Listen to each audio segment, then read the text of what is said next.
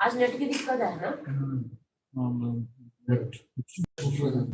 हाँ सर, आगे जुड़ गए हमसे। आज नेट की दिक्कत है ना?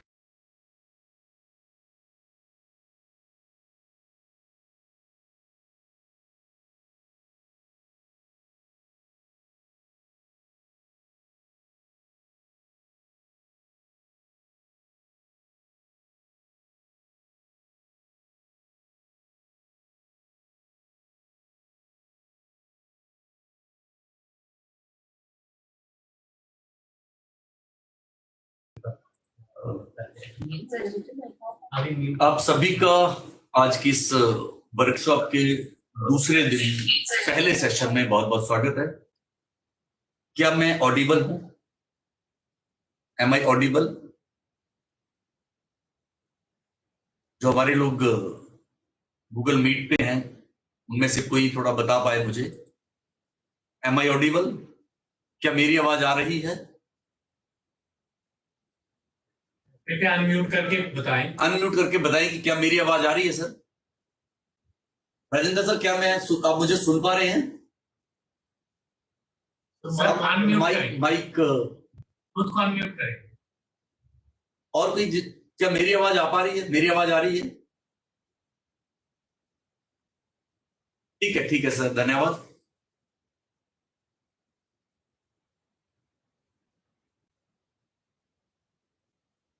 जिन लोगों ने ज्वाइन कर लिया है, मेरा उन सबसे अनुरोध रहेगा कि वे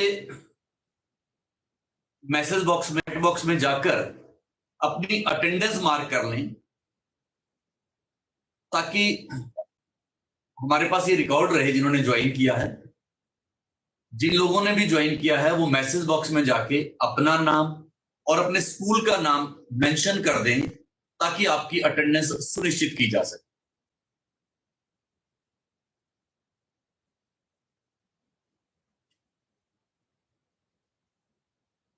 मैं Ajay Kumar Nanda, Himachal Pradesh board of school education धर्मशाला की तरफ से आप सभी का इस कार्यशाला के दूसरे दिन के पहले सत्र में बहुत बहुत स्वागत करता हूं। कल जैसा कि हमने बात की थी परख की आवश्यकता क्यों पड़ी, और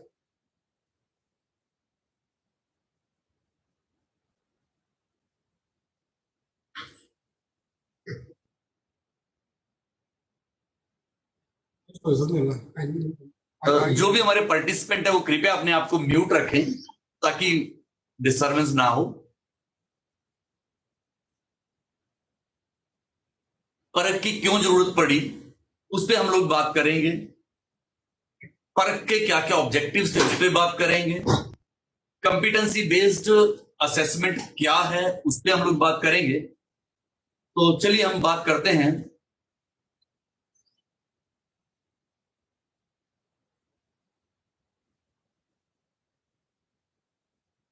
लाइट शो पे चले जाए। एंशियंट पीरियड में, वैदिक पीरियड में असेसमेंट कैसे होती थी?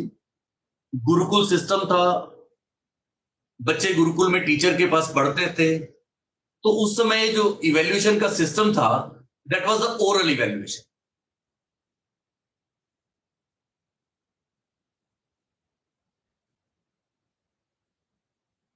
या इनफॉर्मल ऑब्जर्वेशन से बच्चे की वो असेसमेंट करते थे। उसके बाद मुगल पीरियड में मदरसाज में ओरल इवैल्यूएशन से उनमें टीचिंग होती थी। इवैल्यूएशन का मीडियम वहां भी ओरल था। There after in the year 1835 जब वुड्स डिस्पैच आया तो उसने जो मॉडर्न सिस्टम ऑफ एजुकेशन था उसकी नींव रखी और इवैल्यूएशन का फॉर्मल सिस्टम शुरू हुआ। Then in the year 1857 India में first time matriculation examination was held, और ये वो वाला पीरियड था जहां पे फॉर्मल इवैल्यूएशन की शुरुआत हुई इन द ईयर 1857। आफ्टर इंडिपेंडेंस के बाद डिफरेंट कमीशंस, डिफरेंट कमिटीज वर फॉर्म जिन्होंने एजुकेशन पे बहुत ज्यादा काम किया। इन the year 1948-49 famous Radha Krishnan commission, 52-53 में Mudaliar commission, in the year 1964 to 66 बहुत डिटेल्ड रिपोर्ट कोठारी कमीशन ने दी थी. They all placed strong emphasis on the necessity of reforming student assessment methods, to examinations, to enhance the quality and instill confidence in educational system. इन सब ने जो student assessment थी उसके methods पे बहुत ज्यादा फोकस किया और उसी का रिजल्ट था कि हम इस फील्ड में आगे बढ़ते गए. देन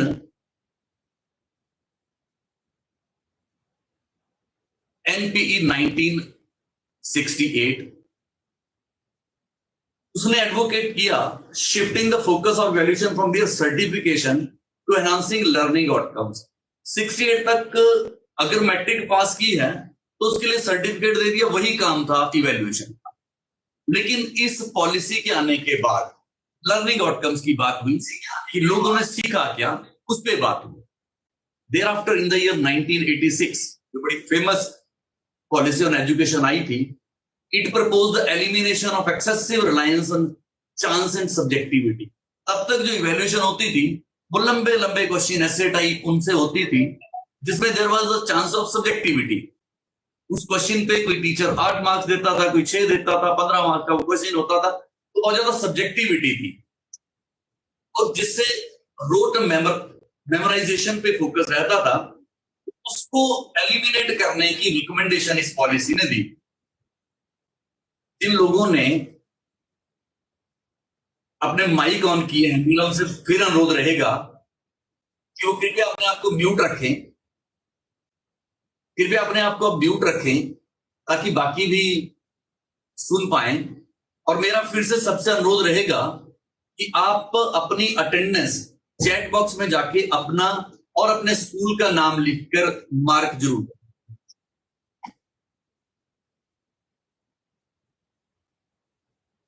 इन्होंने जो रिकमेंडेशन दी थी वो थी सीसीई की, कंटिन्यूअस एंड कंप्रिहेंसिव इवैल्यूएशन. और इन्होंने ये भी कहा था कि धीरे धीरे हम लोग सेमेस्टर सिस्टम की तरफ बढ़ें.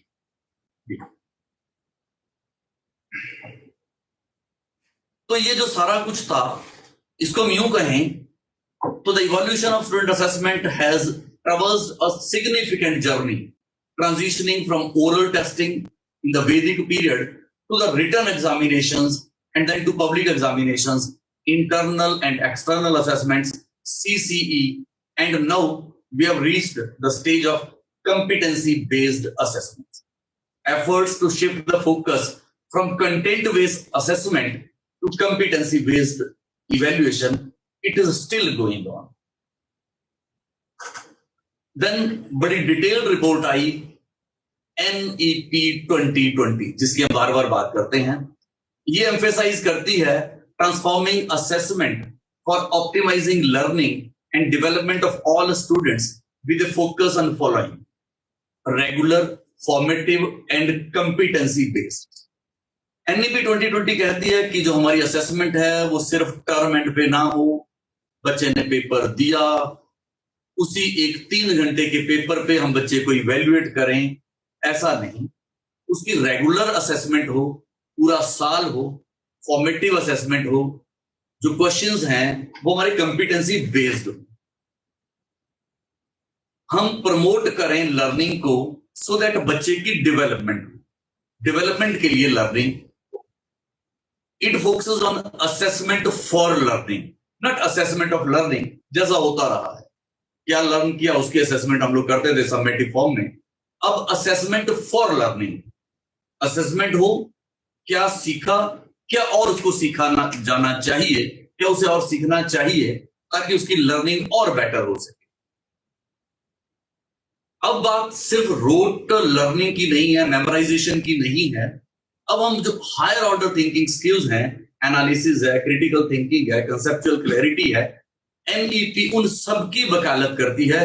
ये सब भी होने चाहिए जिनकी हम बात करते हैं 21st सेंचुरी स्किल्स की.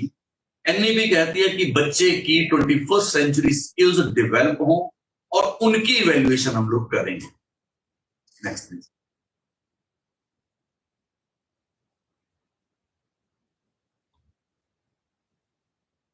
और इसके लिए सेकेंडरी एग्जाम्स, बोर्ड एग्जाम्स और एंट्रेंस एग्जाम्स, ऐसा पाया गया कि they are eating up a valuable time,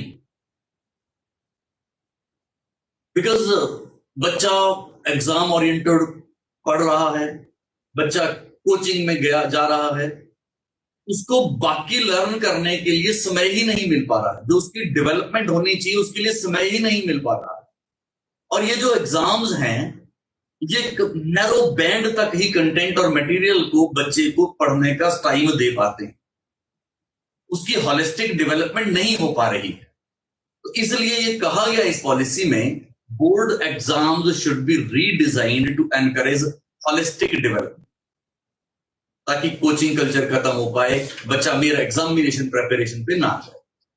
students में given freedom to choose wide range of subjects. सिर्फ यही नहीं हो कि अगर बच्चे ने साइंस स्ट्रीम रखा है तो उसको फिजिक्स, केमिस्ट्री, मैथ, बायो पढ़ना है, उसका इंटरेस्ट अगर साथ में हिस्ट्री में है तो उसे हिस्ट्री भी ऑफर की जानी चाहिए, ऐसा एनईपी 2020 का कहना है। बोर्ड एग्जाम्स को थोड़ा इजी बनाया जाए। इजी बनाने का मतलब ये नहीं कि पेपर में सिंपल क्वेश्चन पूछ लिए जाएं, इसको इजी बनाया जाए इन द सेंस दैट हम जो टेस्ट करें we test primarily the core capacities, the competencies rather than content memorization. बार बार हम ये बच्चे से पूछ रहे हैं कि प्रथम स्वतंत्रता संग्राम कब हुआ, 1857, वही रटाए जा रहे हैं, उसकी कॉम्पिटेंसी हम लोग डेवलप करने की बात नहीं कर पा रहे। Secondly, to reduce the culture of dummy admissions and all these things. In पे board will think to develop further viable models of board exams, like semester system can be there. Question papers को redesign किया जा सके in certain subjects, especially in the science subjects, जहां पे objective type, descriptive type, उनको दो parts में हम लोग divide कर पाएं। इस तरह की NEP 2020 changes चाहती है। इसके लिए कुछ गाइडलाइंस बने एनसीईआरटी के लेवल पे, जिसमें एससीईआरटीज की भी सजेशंस को इनकॉर्पोरेट किया जाए, जो बोर्ड ऑफ एग्जामिनेशंस है उनको भी, टीचर्स को इस ट्रांसफॉर्मेशन के लिए तैयार किया जाए, उनको बताया जाए कि ट्रांसफॉर्मेशन कैसे होगी, उसमें टीचर का क्या रोल रहेगा, टीचर उस पर कैसे काम कर सकता है। जो बोर्ड्स हैं उन सबके जो लेवल हैं उनके इक्वलेंस पे भी काम किया जाए। हिमाचल बोर्ड आइसोलेशन में काम कर रहा है, महाराष्ट्र बोर्ड अपने काम कर रहा है, उत्तर प्रदेश बोर्ड अपने लेवल पे काम कर रहा है। यहाँ के जो पेपर का लेवल है वो एक दुनिया का है, वहां पे दूसरी दुनिया का है, वो तीसरी दुनिया का है। आज हम बात कर रहे हैं in the 21st century global village की। एक बच्चा जो बिहार से उठ के हिमाचल आता है, यहाँ का पेपर का पैटर्न, यहाँ का स्टाइल ऑफ एग्जामिनेशन, यहाँ का करिकुलम, अगर वो सब कुछ अलग होगा तो वो बच्चा जो अदर स्टेट से यहाँ आ रहा है वो कैसे सीख पाएगा, या यहां से जो बच्चा फर्दर डेवलप कर रहा है, जो बच्चा फर्दर यहां से आगे जा रहा है, वो कैसे कर पाएगा। तो जो स्टैंडर्ड्स हैं, नॉर्म्स हैं, गाइडलाइंस हैं, ये सब बोर्ड्स के लिए कुछ कॉमन हो, कुछ ऐसा बने, इसके लिए परख की आवश्यकता पड़ी।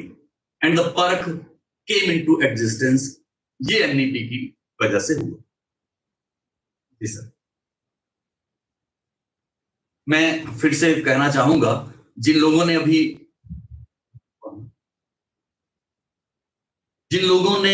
अभी तक अपनी अटेंडेंस मार्क नहीं की है, वे कृपया चैट बॉक्स में जाएं, अपना और अपने स्कूल का नाम वहां मेंशन करें, बिकॉज आपकी अटेंडेंस वहीं से सुनिश्चित की जानी है।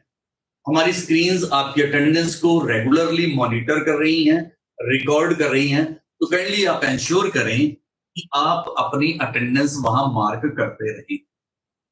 चलिए, अब मैं बात कर रहा था परख की। ठीक है सर, परख क्या है?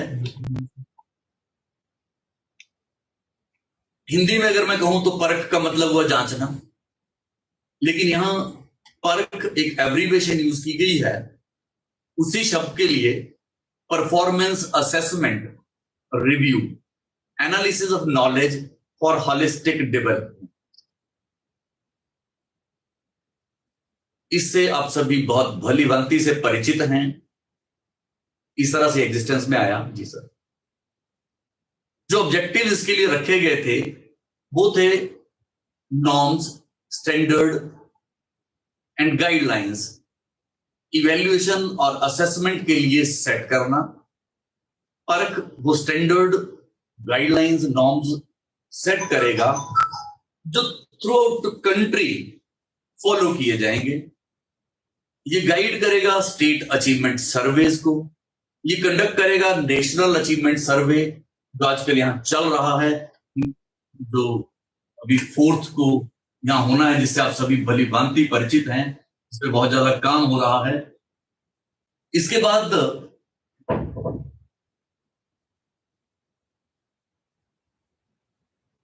ये जो लर्निंग आउटकम्स हैं इन द कंट्री उनको भी मॉनिटर करेगा। इसी को लेकर परख ने डिफरेंट बोर्ड्स को स्टडी किया, डिफरेंट बोर्ड्स के क्वेश्चन पेपर्स को स्टडी किया। पिछले कुछ सालों के करीब 18,000 क्वेश्चन पेपर्स को स्टडी किया और फिर परख ने एनसीईआरटी के अंदर एक बड़ी डिटेल्ड रिपोर्ट दी। अगर मैं उस रिपोर्ट की बात करूं, मैं पहले तो ये जरूर कहूंगा, उसके मैं कुछ एक हाइलाइट्स यहां आपसे शेयर करूंगा, लेकिन मैं ये आपसे उम्मीद करूंगा कि आप सभी उस रिपोर्ट को एनसीईआरटी की वेबसाइट पे है, उसे जरूर पढ़ें। बड़ी डिटेल्ड रिपोर्ट है, उसे आप काइंडली जरूर पढ़ें, ऐसा मेरा आपसे अनुरोध है। ठीक। अब जब उन्होंने उन पेपर्स को रिव्यू किया, जो रिपोर्ट उन्होंने दी, तो उसमें आप ये देखें, कॉग्निटिव डिमांड, जो हमारा क्वेश्चन पेपर था डिफरेंट बोर्ड्स का, उसमें डिफरेंट लेवल क्या क्या थे। मेमोरी लेवल, रिमेंबर या recall level, understanding level, analysis level, application level के क्वेश्चन किस तरह से थे। अगर आप इसको डिफरेंट बोर्ड्स में आप देख पाए तो आप ये देखें,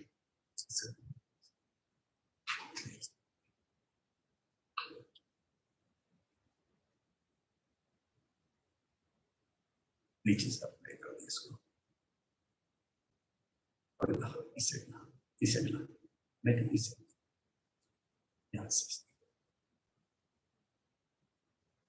मैं यहां थोड़ा सा हाईलाइट करना चाहूंगा कुछ चीजों को। ये देखें आप, इसे पिछला सर, पिछला, हाँ ये। अब आप इसे देखें, ये है हमारा Himachal Pradesh board of school जिसकी हम बात कर रहे हैं। इसमें जो हमारे क्वेश्चंस थे ये हैं, जो हमारी वैल्यूएशन थी, दैट वाज 25% क्वेश्चंस हमारे एनालिसिस लेवल के हैं। एप्लीकेशन लेवल के जो हमारे क्वेश्चंस थे दे वर अबाउट 10%, 9.38%। ये हमारे क्वेश्चंस थे एप्लीकेशन लेवल के। 53% क्वेश्चंस हमारे मेमोरी लेवल के। This was a huge challenge, a big. हम क्वेश्चन पूछ रहे थे state first law of thermodynamics, हम कह रहे थे डिफाइन लिमिटिंग रिएजेंट, हम बात कर रहे थे व्हाट इज पॉल्यूशन। हम सिर्फ बच्चे को मेमोरी लेवल पे ही लेके जा रहे थे 53%, और शायद यही कारण था कि हम पिछड़ रहे थे quality of education. Understanding level पे we were going on just 12.5%, 12%। अब जरा आप हमारे क्वेश्चन पेपर का लेवल आप नागालैंड के क्वेश्चन पेपर के साथ आप कंपेयर करें। हियर नागालैंड, ये रहा नागालैंड, जरा कंपेयर करें आप। Understanding level 73%, huge. Memory level nearly 4.76%, 5%। उनका जो एनालिसिस लेवल है दैट इज 22%। अब जो बच्चा हिमाचल बोर्ड से निकलेगा और जो नागालैंड बोर्ड से निकलेगा, दोनों जब नेशनल लेवल के कंपटीशन में बैठेंगे तो हमारा बच्चा कहां स्टैंड।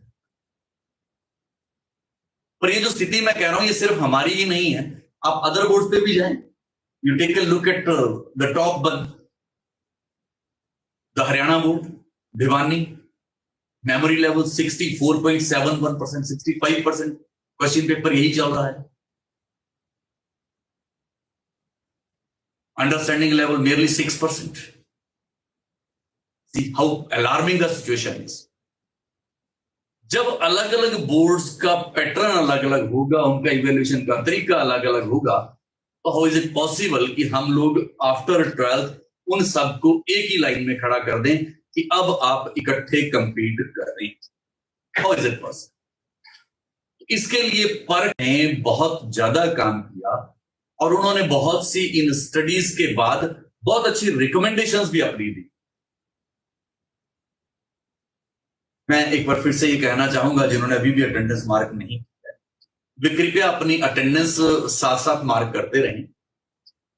वो अपनी अटेंडेंस भी काइंडली साथ साथ में मार्क करते रहें, ताकि हमें ये पता रहे कि आपने कहां से ज्वाइन किया. अपनी अटेंडेंस मार्क करने के लिए आप चैट बॉक्स में जाएं, अपना और अपने स्कूल का नाम वहां लिखें, सो दैट हम आपकी अटेंडेंस साथ साथ में मॉनिटर करते. मुझे टेक्निकल टीम से मैसेज आ रहा है कि बहुत कम लोगों ने अभी अटेंडेंस मार्क किया है.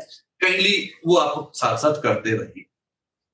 आज के जो हमारे सेशंस हैं बहुत इंपॉर्टेंट और बहुत अच्छे सेशंस होने वाले हैं. After that this session we will be having a discussion on the Bloom taxonomy, the question paper structure and all other things also. तो काइंडली कीप वॉचिंग. उसके बाद ये जब हम लोगों ने कॉग्निटिव डिमांड्स पे हमने पेपर्स को स्टडी किया डिफरेंट लेवल पे, तो बहुत ज्यादा डिस्पैरिटीज पाई गई. सिर्फ यही नहीं, एक अगली स्टडी आप देखें.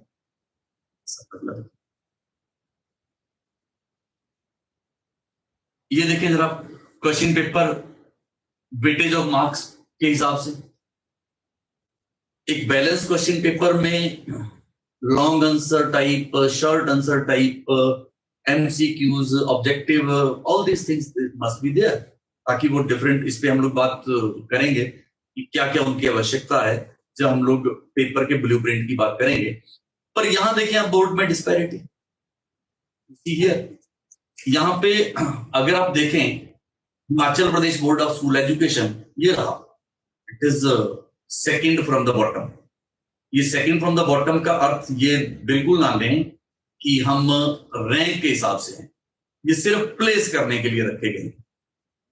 यहां है हमारा जो पेपर है, उसमें आप देखें जरा, लॉन्ग आंसर टाइप क्वेश्चंस, ये एवरेज निकाली गई है डिफरेंट सब्जेक्ट्स की. अब ये ना मान के चलें कि सिर्फ आप ही के सब्जेक्ट की, मैं अकेले फिजिक्स की, अकेले केमिस्ट्री की बात करूं.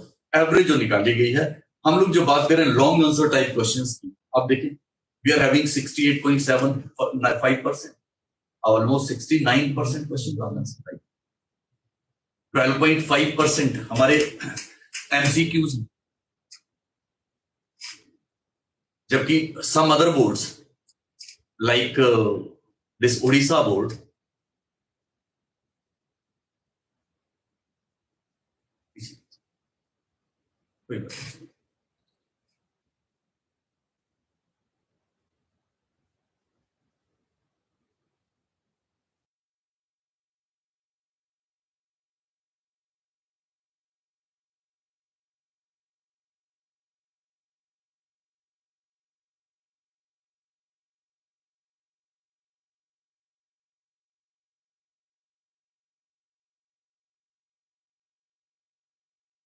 यार इसने शेयर तो कर दिया, तो पूरे शेयर भी नहीं हुई. पीडीएफ फॉर्म में अच्छा रहेगा. कंक्लूड करना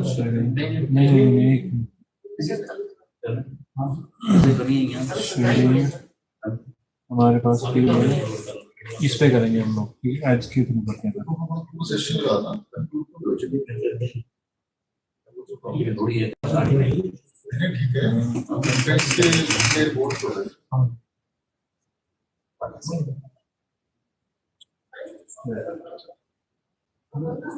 ज्वाइन करवाने को काफी लोग लाइट से खत्म बस.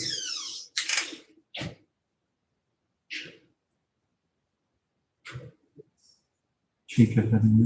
मैं चेंज करूँ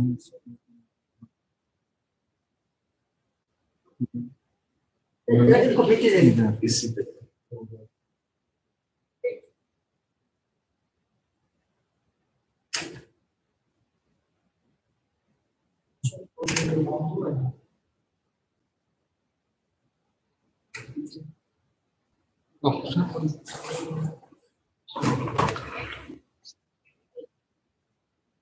मेरा आप लोगों से साथ साथ में ये भी अनुरोध रहेगा, चलो कोई बात नहीं, आप करवा लेंगे, ज्वाइन करवा लें।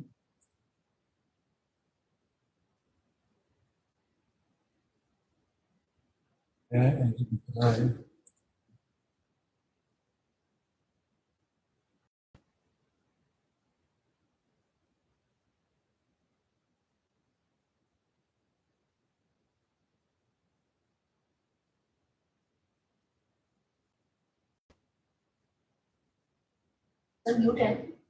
म्यूट है। ऐसे लग रहा है कि ये जो बाकी जो टीचर है ना, ये आपकी देख के ना परेशान ही हो गए, सब बहाने मार रहे हो। ये मुझे लग रहा है आप ही को ना करना पड़ेगा कंटिन्यू सेशन ये।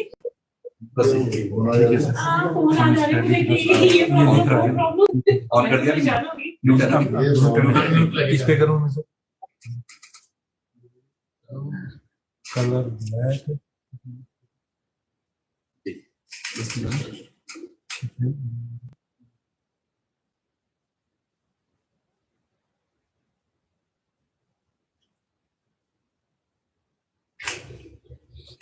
Sorry for certain technical problems.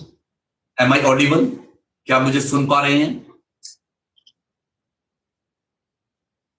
Thank you very much, thank you. चलिए, मैं जो बात कर रहा था आपसे कि जो हमारा ये type of question paper weightage के हिसाब से अगर आप देखें तो ये थोड़ा सा अच्छा, इस पे इतना नहीं दिक्कत आई। ये हमारा Himachal Pradesh board of school education है। इस पे अगर आप देखो, सेकंड लास्ट है। हमारे जो क्वेश्चंस थे, मैं ये बात कर रहा था आपसे कि long answer type question we were having 68.75%, almost 69%। हमारे जो एमसीक्यूज थे, साथ साथ में जो हमारे जो एमसीक्यूज थे, they were nearly 12.5%। At the same time अगर आप अदर बोर्ड्स को देखें, you take a look at the board of secondary education Andhra Pradesh, जब बोर्ड लिखा गया सेंटर में आंध्र प्रदेश, वहां पर ऑब्जेक्टिव देखें, it is 28.57%, a good number. आप उड़ीसा को देखें, नीचे से 5वें नंबर पे, see the MCQs 62.5%, a huge number, a huge number। तो ये जो डिस्पैरिटीज थी, मैं ये कह रहा था कि एक बच्चा जो यहां से जा रहा है लॉन्ग आंसर पढ़ के, लॉन्ग आंसर हमारा पेपर का पैटर्न है, और after going through 12th class वो आगे जाके नेशनल लेवल पे इन अदर बोर्ड से आने वाले बच्चों के साथ कंपीट करे, वहां पे वो एमसीक्यू पे जाएगा, तो क्या वो बच्चा उनके साथ कंपीट कर पाएगा? ये सिर्फ मैं अपने बोर्ड की बात नहीं कर रहा हूं, मैं सिर्फ Himachal Pradesh board of school education की बात नहीं कर रहा हूं। आप अगर ऊपर से दूसरे नंबर पे देखें, Nagaland board of school education, low MCQs, objective नाम की टर्म ही नहीं, they are having 41% almost short answer type questions, 44.8, that is almost 45% long answer type question. जब डिफरेंट बोर्ड के पेपर पैटर्न में इतना ज्यादा डिफरेंस होगा तो कहां वो लोग कंपीट कर पाएंगे? तो इसलिए ये जरूरत फील की गई, ये जरूरत अनुभव की गई कि सब में एक कॉमन पैटर्न हो।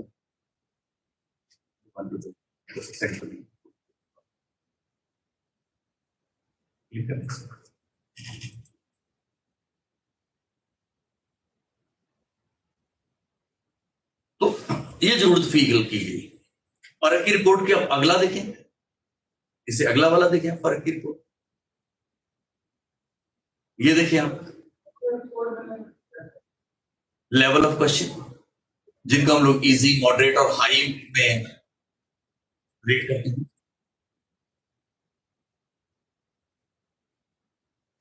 जिन लोगों की म्यूट नहीं है वो काइंडली अपने वो ऑडियोज म्यूट कर लें, अपने माइक को म्यूट करें ताकि बाकियों को भी डिस्टर्बेंस ना हो। अब जरा मैं बात कर रहा था इजी, मॉडरेट, मीडियम और हाई हार्ड क्वेश्चंस की जो रैंकिंग उसके हिसाब से।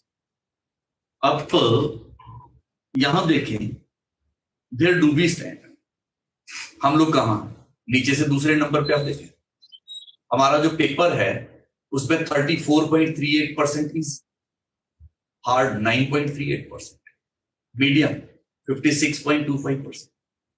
जरा आप किसी दूसरे बोर्ड के साथ कंपेयर करें, आप जरा खुद को कंपेयर करें महाराष्ट्र, नीचे से 5वें 6वें नंबर पे Maharashtra board, hard 53.57, huge number.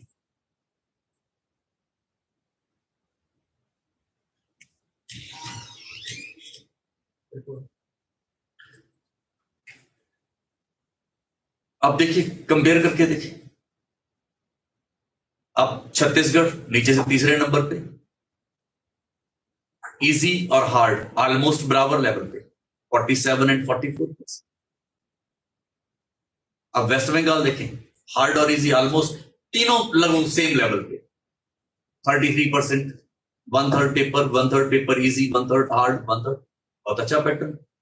आप इससे ऊपर गुजरात पे चले जाएं, एक वेस्ट बंगाल के साथ में गुजरात के लेवल पे आप जाए, मीडियम 86% आई, इजी 8%, हार्ड 4.9%। तो जब हम लोग इन बोर्ड्स को देखते हैं, आप एक उत्तराखंड रामनगर जो नीचे चौथे नंबर पे, इसको देखिए, almost all the paper medium level 97%। तो मैं फिर यही कहना चाह रहा हूं कि जब ये सारी स्टडी की गई, when all this was studied, परख ने जब ये सब कुछ देखा तो बहुत शॉकिंग रिजल्ट्स हमारे सामने आए कि सब बोर्ड अपनी अपनी डफली और अपना अपना राग बजाए। फिर हम ये कैसे उम्मीद करेंगे कि बच्चा 12th के बाद इक्वल प्लेटफॉर्म पे आके उसको एक लेवल प्लेइंग फील्ड में, वो जब कंपटीशन में जाएगा तो सब बच्चे एक जैसा परफॉर्म करेंगे नेशनल लेवल के कंपटीशन। और शायद यही वजह रही कि कुछ कॉमन रिकमेंडेशंस परख को करनी। अब परख क्या कहता है कि there should be preparation of new assessment patterns for all stages, नए असेसमेंट पैटर्न्स बने। There should be a culture of formative and adaptive assessments,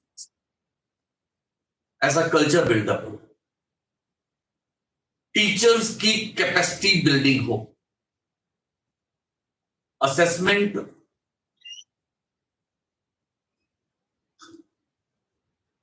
जैसे मैं पहले भी कह रहा था, असेसमेंट ऑफ लर्निंग ना हो, assessment should be for learning. Assess किया, कहां डायग्नोसिस की आवश्यकता है, कहां बच्चे पे काम किया जाना है, कौन सी कंपिटेंसीज उसमें डेवलप की जानी है, उस पे काम हो। हमारे जो पेपर सेटर्स हैं, हमारे जो मॉडरेटर्स हैं, उनके लिए कैपेसिटी बिल्डिंग प्रोग्राम्स हों। किस तरह से क्वेश्चन पेपर बने, क्वेश्चन पेपर में डिफिकल्ट क्वेश्चंस का लेवल कितना रहे, कितना परसेंट डिफिकल्ट हो, कितने परसेंट मॉडरेट हो, कितने परसेंट टफ हो, कितने क्वेश्चन ऑब्जेक्टिव टाइप हो, कितने questions very short answer type हो, कितने लॉन्ग आंसर टाइप हो, कितने क्वेश्चन नॉलेज बेस्ड हो, कितने क्वेश्चन एप्लीकेशन बेस्ड हो, कितने क्वेश्चन स्किल बेस्ड हो। वो सारा कुछ हमारे पेपर सेटर्स को बताया जाए। जब मैं हमारे पेपर सेटर्स की बात कर रहा था, I am not talking about HP board of school, all over India, ये परख ये सारा काम करे, तब जाके वो एक रूपता आएगी। तब जैसे हम लोग सिमिलर क्वेश्चन पेपर दे पाएंगे, तब हम लोग सिमिलर पैटर्न ऑफ एग्जामिनेशन दे पाएंगे। और शायद इसी पे काम किए जाने की आवश्यकता थी, जिसपे ये एनईपी 2020 ने फोकस किया। बिसाइड दैट, हमारे पास एक क्वेश्चन बैंक बने, जिसमें there should be a number of competency based questions, question bank development. हम सीधा क्वेश्चन ना पूछें, हम उसमें चेक करें कि उसकी कॉम्पिटेंसीज डेवलप हुई हैं कि नहीं हुई है। सिर्फ बच्चे ने वो क्रैम किया है डेफिनेशन, उसको रिप्रोड्यूस कर दिया, सिर्फ वैसा ना हो। जो बच्चे का रिपोर्ट कार्ड हो वो सिर्फ यही ना दिखाए कि उसने एनुअल एग्जामिनेशन में इतने मार्क्स लिए, he scored 80 marks in mathematics. There should be a redesigning of the report card, एक holistic report card, जिसमें उसकी सारी holistic development का जिक्र। आईटी का जमाना है, हमारी अब जो असेसमेंट हो वो आईटी बेस्ड हो, एआई से पे बेस्ड हो। हम लोग डिफरेंट सिमुलेशंस दिखाएं, उस पे बच्चे से सवाल पूछे, बच्चा उस पे काम करे। मेरे बुक पढ़ के एग्जामिनेशन क्रैक करना, यही हमारी एजुकेशन का मकसद नहीं होना चाहिए। This is what the PARAKH says, development of a plan to reduce burden of examination by examining all the policy recommendation in consultation with board of, सारे बोर्ड्स के साथ मिलके कुछ ऐसा पैटर्न बने। हमारा जो कंपार्टमेंट एग्जामिनेशन है उसे हम लोग कंपार्टमेंट एग्जाम का नाम ना देके इंप्रूवमेंट एग्जाम कहें।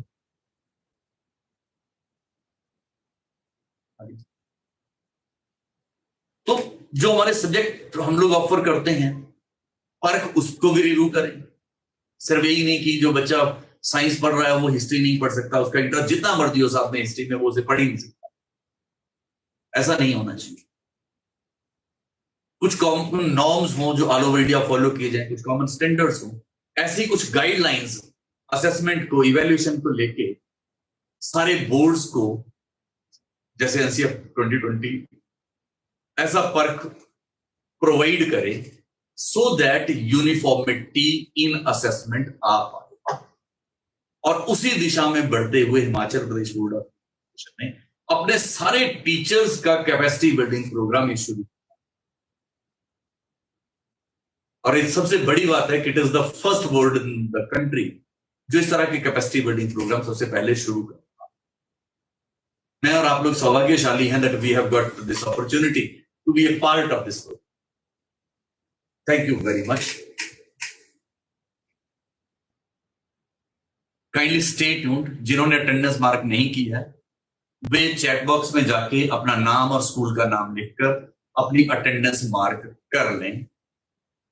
मैं अब अगले सेशन के लिए आमंत्रित करूंगा श्री अभिनव जी। पहले मैं सबका स्वागत करता हूं इस कैपेसिटी बिल्डिंग प्रोग्राम में। इन द थर्ड सेशन कल के दिन में हम लोगों ने ब्लूप्रिंट के बारे में डॉक्टर विकास नंदा जी ने एक डिटेल्ड इंफॉर्मेशन सबको प्रोवाइड की थी। आज मैंने क्रिएशन ऑफ क्वेश्चन पेपर कि उस ब्लूप्रिंट पर किस तरह से क्वेश्चन पेपर डिजाइन किया जाता है या किस तरह से क्वेश्चन पेपर बनाया जाएगा उस पे बात करनी है। लेकिन सबसे पहले सर वो स्लाइड लेकिन सबसे पहले ऊपर फर्स्ट वाली, सबसे पहले मैं एक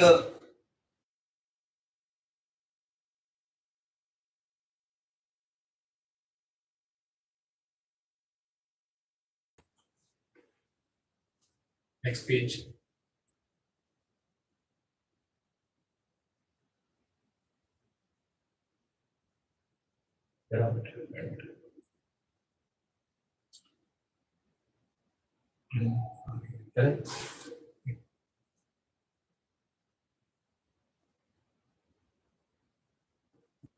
तो सबसे पहले द ओवरव्यू तो था जो डॉक्टर विकास जी ने दिया था कल ब्लूप्रिंट के बारे में। I would like to refresh that particular blueprint, क्योंकि क्रिएशन ऑफ क्वेश्चन पेपर तभी हो सकता है अगर आपका ब्लूप्रिंट बिल्कुल दिमाग में क्लियर हो। तो ब्लूप्रिंट में हमारे जो सेक्शंस हैं, सबसे पहले 5 सेक्शंस में आपके पेपर को डिवाइड किया गया हुआ है, ए बी सी डी ई। और ए बी सी डी के एनालिसिस इस तरह से है कि जो सेक्शन ए है that is of 1 mark which are MCQs. Section B जो है दैट इज ऑफ 2 मार्क्स जो है short answer question. Section C आपका 3 mark question that is short answers. Section 4, this is a new idea which has been implemented by the board, that is a case study. और जो question section 5 है या section E है आपका, that is a 5 marks, और इसमें long answer type question चलेंगे। According to the slide जो फिजिक्स का आपका इस वक्त मैं शेयर कर रहा हूं आपके पास, तो इसमें हम लोगों ने जो टोटल वेटेज है 60 मार्क्स की जो वेटेज है वो यूनिफॉर्मली डिस्ट्रीब्यूट करने की कोशिश की है सभी चैप्टर्स को, ताकि कोई भी चैप्टर किसी भी तरह से छूट ना जाए या उसकी जो मार्क्स की वेटेज है वो पेपर में ना आ पाए। कुछ क्लबिंग की फ्लेक्सिबिलिटी भी दी थी, कल डॉक्टर विकास नंदा जी ने इसके बारे में थर्ड सेशन में पूरा बताया था, तो I don't want to go in those details. लेकिन आज का जो बेसिक कंस्ट्रक्शन है पेपर का कि किस तरह से आपका मॉडल पेपर या जो पेपर डालना है या पेपर आपने डालना है बच्चों के लिए, चाहे हाउस एग्जाम हो या फिर आपका कोई प्री बोर्ड आप प्रिपेयर कर रहे हैं, तो किस तरह से distribution of the marks in particular entity दिया जाए। आपके पास जो फर्स्ट आपका सेक्शन ए है दैट इज ऑफ 1 मार्क, इसमें थोड़ा सा हमें ये ध्यान रखना पड़ेगा जब भी हम पेपर डिजाइन करें, मैं उस डिजाइनिंग पे जाता हूं, हम एक चीज इंश्योर करें कि आपके pass marks, difficulty and type, इसका पूरा ध्यान रखना है। सेकंड कि हमारे जो क्वेश्चन हम लोग बना रहे हैं उसमें ओवरऑल टाइम का भी ध्यान रखना पड़ेगा और वर्ड लिमिट का भी हमें ध्यान रखना पड़ेगा कि पेपर हम डिजाइन कर रहे हैं तो ऐसा ना हो कि 1 नंबर का क्वेश्चन पूछा हुआ है या 2 नंबर का क्वेश्चन पूछा हुआ है और उसके लिए बच्चा लगभग 20 to 20 लाइंस, 20 to 25 लाइंस लिख रहा है। ऐसा कुछ भी क्वेश्चन ना पूछा जाए। इस तरह से क्वेश्चन फ्रेम करें कि वो सम अप हो जाए आपके पास within particular set of words, particular set of time, ताकि उसको ऑप्टिमम टाइम मिले पूरा पेपर कंप्लीट करने के लिए। इस पूरी श्रृंखला में अगर आप सेक्शन वाइज अगर मैं फ्रेमिंग की बात करूं कि किस तरह से आपका पेपर फ्रेम होगा, तो सेक्शन ए जो है दैट इज ऑफ 1 मार्क्स और वो आपके पास स्पेसिफिकली आपका डिजाइन किया जाता है एमसीक्यूज बेस्ड क्वेश्चन। इसमें और भी हैं, जैसे we can go with filling the blanks also, we can go with the match the following also, objective type questions also. लेकिन मोर एंड मोर एम्फेसिस आजकल हम जो देख रहे हैं, क्योंकि नीट में भी और जेई में भी what we find that we always get MCQ type questions, और हमारा भी यही रहेगा कि rather going with the filling the blanks या match the column या true false, इनको छोड़कर हम MCQs बेस्ड जिसमें 4 ऑप्शंस होती हैं वैसा क्वेश्चन डिजाइन करने की कोशिश करें और बच्चा उसमें मतलब ऐसा भी ऑप्शन ना हो। कल भी डॉक्टर सुरेश जी ने बात की थी कि हम none of these या all of the above, बहुत ही rare of the rare chances अगर बनता है वैसा क्वेश्चन तो आउट ऑफ द 12 क्वेश्चन एक आध डाल दें, लेकिन ऐसी हैबिट ना इनकलकेट करें कि इन ऑल द क्वेश्चंस और इन मैक्सिमम क्वेश्चन आप 3 लिमिट मतलब 3 ऑप्शंस दे रहे हैं और चौथी ऑप्शन में आप उसको बोल रहे हैं नन ऑफ द अबव या ऑल ऑफ द अबव। सो ये प्रैक्टिस थोड़ी सी हमें कम करनी पड़ेगी। हम चाहेंगे कि आपकी ऑप्शंस वैरायटी की हों और मिलती जुलती हों, सो दैट अ किड जो आपका बच्चा है, जो आपका स्टूडेंट है, वो लिटरली ब्रेन यूज करे, अपनी कॉम्पिटेंसी यूज करे ताकि उसका आंसर दे सके। एक इसमें एग्जांपल भी है, फिजिक्स के रिलेटेड एग्जांपल मैंने कोट किया हुआ है आपकी स्लाइड में।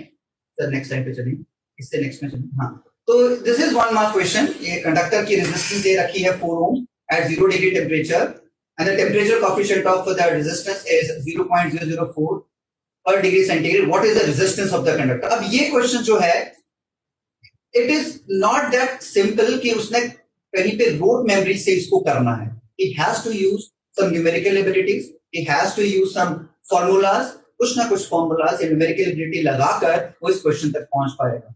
डायरेक्ट क्वेश्चन देना भी मतलब वो क्रैमिंग का है। हमारा बोर्ड इस वक्त 53% क्रैमिंग पे पेपर पैटर्न पे चल रहा है, तो सबका यही है कि क्रैमिंग जो है वो रिड्यूस की जाए और कॉम्पिटेंसी को उतारा जाए। So this is one of the example that I quoted in this particular slide. ये आपका 1 मार्क है। इस तरह से आप हर सेक्शन से, जैसे अगर ब्लूप्रिंट की बात करें तो फिजिक्स के ब्लूप्रिंट में आपके 20% लगभग 12 क्वेश्चन आउट ऑफ 60 वो आपके पास 1 मार्क के आते हैं या आने चाहिए, और वो हमारे नॉर्म्स को फुलफिल कर रहा है, 20% ऑफ डिफिकल्टी लेवल को फुलफिल कर रहा है। उसी तरह से हम नेक्स्ट जो आपके पास शॉर्ट आंसर टाइप क्वेश्चंस हैं, ठीक है, that is the section B and sir आगे चलो, that is section B and that comprises of 2 marks. ये 2 मार्क्स में आपका क्वेश्चन बनेगा और इसमें 2 चीजों का ध्यान रखना है कि जो वर्ड लिमिट है वो बहुत ही एक्सेसिव ना हो जाए। हम टीचर हैं, हमें इस चीज का आइडिया होता है कि ये क्वेश्चन पूछा जाए तो कितने वर्ड्स में या कितनी लाइन में बच्चा इसको आंसर कर देगा। तो वी वुड लाइक टू, या हम सब ये कोशिश करें कि आपका जो क्वेश्चन है वो इस तरह से फ्रेम हो कि आपके पास उसका आंसर 30 से 40 वर्ड्स में या 1 से 2 लाइन में वो दे दे। बच्चा ऐसा ना करे कि क्वेश्चन दे दिया 2 नंबर का, उसने सब कुछ पढ़ रखा है और लिमिटलेस वो लिखता जाए तो वो यूजलेस हो जाएगा। तो हमारा क्वेश्चन फ्रेम करने का तरीका भी ऐसा होना चाहिए कि वो डिजाइन सच अ क्वेश्चन कि वो उतनी ही लिमिट में अपने व्यूज को एक्सप्रेस कर सके। तो इस तरह से ये 2 मार्क्स क्वेश्चन आपके चलते हैं और ये हमारे पास हमारे ब्लू फिजिक्स में ये लगभग आपके 4 क्वेश्चन होंगे, that will be probably of 8 marks. ये 8 मार्क्स के होंगे। इसका एक एग्जांपल, एक बहुत छोटा सा क्वेश्चन है आपके पास करंट इलेक्ट्रिसिटी का, फिजिक्स की बात करूं तो मैं, तो इसमें पूछा है व्हाट इज ओम्स लॉ। तो बच्चे ने सीधा डिफाइन किया है कि दिस इज ओम्स लॉ और हाँ एक थोड़ा सा उसने न्यूमेरिकल एबिलिटी डालने की कोशिश की, उसका फॉर्मूला लिखा हुआ है और फॉर्मूले में डिफरेंट टर्म्स को he has written designated the terms की वो टर्म्स आपके पास क्या है, जैसे V वोल्टेज है, I करंट है और R उसके आपके पास है रेजिस्टेंस। तो 2 मार्क्स में हम क्वेश्चन इसी तरह से फ्रेम करें कि the answer should come out to be in 30 to 40 words और उसकी जो लाइंस हो वो 1 से 2 लाइन हो। इसमें छोटा न्यूमेरिकल भी आप इंकलकेट कर सकते हैं, डाल सकते हैं, जो बहुत ही छोटा, बहुत प्राइमरी बेसिक न्यूमेरिकल इसमें डाल सकता है। That will help reducing the cramming of the concepts also.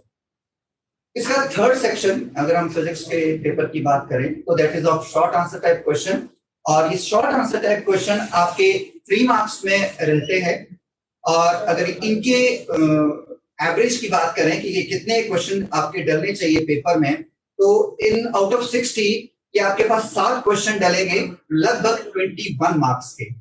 तो इसमें भी वही चीज हमने ध्यान में रखनी है, question should be framed in such a way कि a statement and a numerical can be inculcated within one question। कुछ स्टेटमेंट पूछ ली और उसके रिगार्डिंग उसका न्यूमेरिकल पूछ लिया and we can divide the marks in 1 and 2। मतलब 3 नंबर का है तो 1 नंबर उस स्टेटमेंट के लिए दे दिया और 2 नंबर का जो न्यूमेरिकल डाला हुआ है वो न्यूमेरिकल, क्योंकि वो फिर क्रैमिंग को आपको रिड्यूस करेगा। he has to use his competency for doing that particular। हाँ, हमें तो ये पता लग रहा है कि अगर 1 नंबर का डाल दिया है तो कंसेप्ट तो बच्चे को पता है, क्या उसकी एप्लीकेशन कर पा रहा है। तो एप्लीकेशन के लिए we can integrate a numerical with that particular question, तो वो मतलब उसकी कंपिटेंसी भी पता लग जाएगी और उसको कितनी समझ आई वो भी उसका पता लग जाएगा। तो इसमें लिमिट यही रहेगी कि 4 to 5 लाइंस 50 to 60 वर्ड्स, ये हमारा दायित्व रहेगा, हमारी एक कैपेबिलिटी रहेगी, हमारी कंपिटेंसी रहेगी कि how should we design that particular question कि बच्चा ना कम लिखे ना ज्यादा लिखे, जो उससे पूछा गया है उसी को वो एक्सप्रेस करे, अपनी कंपिटेंसी को बाहर लाए। मैं फिर रिपीट करूंगा, दीस टाइप्स ऑफ क्वेश्चन जो 3 मार्क्स के क्वेश्चन है, जो शॉर्ट आंसर टाइप क्वेश्चन जिसमें 50 to 60 वर्ड्स हैं, तो we should make an habit in designing a question in such a way कि दोनों चीजें numerical inculcated with the concept, so that वो अपने आइडिया को और एप्लीकेशन को पर्टिकुलर क्वेश्चन में एक्सप्रेस कर सके। So this is your 3 marks question और इस तरह का एक एग्जांपल हमने फ्रेम किया हुआ है। ये जो डिसिपेटिंग पावर पूछी हुई है रेजिस्टर की, तो इसमें क्या है, पावर का कंसेप्ट भी देगा बच्चा कि पावर क्या होती है और रेजिस्टेंस में किस तरह से डिसिपेट होती है कि नहीं होती है। तो this particular is a section, एक स्लाइड पीछे चलना सर, वहीं से वो आइडिया लगा लेगा, हमें पता लग जाएगा कि ठीक है उसको पावर निकालने भी आती है और वो न्यूमेरिकल एनालिसिस भी उसका कर रहा है। अब इस क्वेश्चन में हम लोग वी कैन कैलकुलेट और we can ask the student to calculate the power dissipated in a resistance of 12 ohm, ये भी हम दे सकते हैं ताकि वो आपकी उसकी कंपिटेंसी ऑन न्यूमेरिकल और एप्लीकेशन बेस्ड को निकल के आ जाए आपके पास। तो ये 3 मार्क्स के क्वेश्चन हमारे फिजिक्स में, अगर फिजिक्स देखा जाए तो दैट इज 7 क्वेश्चंस हैं और लगभग 21 नंबर के आपके पास ये क्वेश्चन इस पर्टिकुलर पेपर में डिजाइन हो सकते। द 4th सेक्शन जो हम देखेंगे that is a new concept which is being introduced by the board और इस पर्टिकुलर में हम लोग केस स्टडी बेस्ड क्वेश्चन की बात करेंगे। It's a basic concept. अगर देखा जाए तो एक तरह से ये पैराग्राफ रहेगा, फ्रॉम दैट पैराग्राफ बच्चा उस पैराग्राफ को पढ़ेगा, on looking on and analyzing that particular paragraph, number of questions will be asked from that। जैसे 4 नंबर के है तो हम उससे क्या करेंगे, उसको पैराग्राफ दे देंगे, उसके बाद 4 डिफरेंट उसके क्वेश्चन पूछे जाएंगे based on that particular paragraph. उसी पर्टिकुलर पैराग्राफ से वो एनालाइज करेगा और उस पे बेसिस पर वो आंसर देगा। लेकिन इसमें ध्यान रखना पड़ेगा कि डायरेक्ट नहीं होगा, कि it is not like subjective question से लैंग्वेज क्वेश्चन पेपर में होता है कि पैराग्राफ दे दिया और बच्चा उसी के अंदर से आंसर ढूंढ कर लिख देगा। नहीं, again reading that particular paragraph, particular stanza, he has to use his competency, he has to use numerical ability, he has to use the formulas to give the answers। तो अगर आपके पास हम लोग जैसे क्वेश्चन डिजाइन करें तो हम कोशिश करें कि इसी तरह से क्वेश्चन बने कि डायरेक्ट उसमें आंसर ना मिले, कि हाँ कि आपको पैराग्राफ दे दिया और बच्चा उसी के अंदर से आंसर ढूंढ कर उसको लिख दे, तो वो एक मतलब गलत प्रैक्टिस हो जाएगी इन साइंस सब्जेक्ट। हमने ये को नहीं कोशिश करनी है, पैराग्राफ दे दिया लेकिन he has to use his competency in numerical abilities, in particular formula defining, और आपके पास उसको सॉल्व करने का भी तरीका आना चाहिए। तो एक एग्जांपल के तौर पर हमने एक क्वेश्चन जैसे डिफाइन किया है, और इसकी एक खास चीज ये रहेगी कि ब्लूप्रिंट में जो केस स्टडी है वो वेल डिफाइंड है कि अगर फिजिक्स का पेपर है उसमें 15 टॉपिक है या 18 टॉपिक हैं, तो केस स्टडी किस चैप्टर से बनेगा। Electric potential is the chapter which is mentioned in the blueprint. तो हम जब पेपर डिजाइन करें तो we should make a habit, या it is a responsibility of a teacher or a paper setter कि the paper should come from that particular topic, उसी chapter से आना चाहिए। हम उसको शिफ्ट नहीं करेंगे कि ठीक है कि हमने केस स्टडी बेस्ड क्वेश्चन है और 4 नंबर कहीं और से डाल देते हैं, नहीं, हमने वहीं से डालना है जहां पे ब्लूप्रिंट ने लिख रखा है या ब्लूप्रिंट में मार्क रखा है कि अगर फिजिक्स की बात करूं तो वो आपके पास बन रहा है इलेक्ट्रिक पोटेंशियल से। That question should B marked from and should be put from electric potential only. इसके एक एग्जांपल मैं आपको कोट करता हूं हमारी नेक्स्ट स्लाइड में। तो इस तरह से एक ये बिल्कुल आपके पास ये जो क्वेश्चन है ये उसी पर्टिकुलर टॉपिक से है जहां पे ब्लूप्रिंट मेंशन करता है कि ये पेपर 4 नंबर, ये क्वेश्चन 4 नंबर का कहां से आना है। तो ये कैपेसिटर का क्वेश्चन है, बहुत सारी उसमें न्यूमेरिकल वैल्यू दे रखी हुई है आपके पास। Looking at reading this particular paragraph, इसके हमने 4 क्वेश्चन डिजाइन किए नीचे करेंगे आप इसके नीचे। अगर आप इनके क्वेश्चंस देखें तो क्वेश्चन कहीं पे भी ऐसा रिफ्लेक्ट नहीं कर रहा है कि स्टैंजा से बच्चा डायरेक्ट क्वेश्चन उठाएगा और उसका आंसर लिख देगा। उसको पहले में भी दूसरे में भी in all the 4 question he has to use the formula. और उस स्टैंजा को अगर देखें, उस पैराग्राफ को देखें तो कहीं पे भी फॉर्मूला वो मेंशन नहीं है।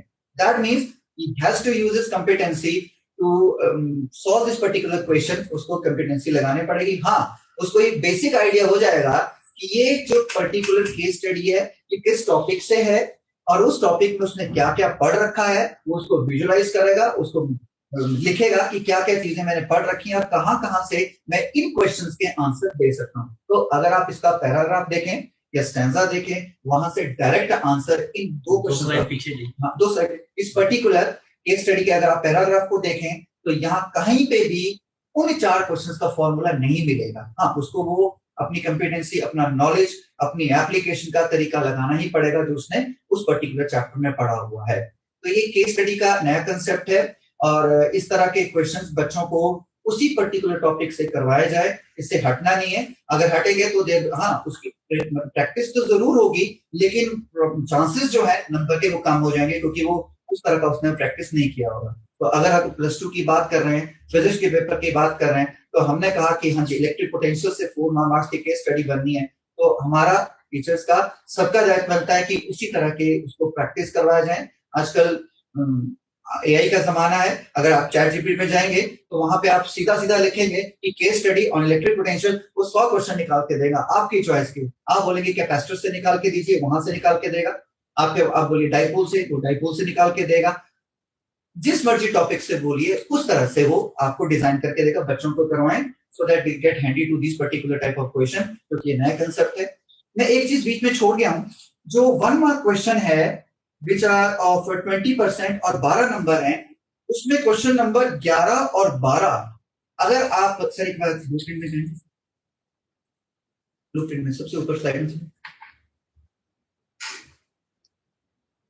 नीचे हाँ जी, नीचे आ जाओ, नीचे और नीचे, और नीचे next next next next next next next. बस अगर आप 1 मार्क्स का देखें तो ये 12 मार्क्स के आपके टोटल बनते हैं।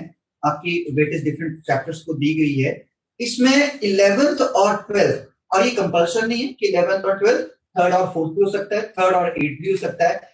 ये क्वेश्चन रीजनिंग और असर्शन से आपको पूछे जाएंगे। तो एक पेपर होगा हमारे पास, एक क्वेश्चन पेपर है इसमें, वो जरा एक बार अलग से खोलना, अलग से खोलना, अलग विंडो का, एक बार आपको दिखा देता हूँ। फिजिक्स का खोल नीचे। So this is a model test paper. अच्छा,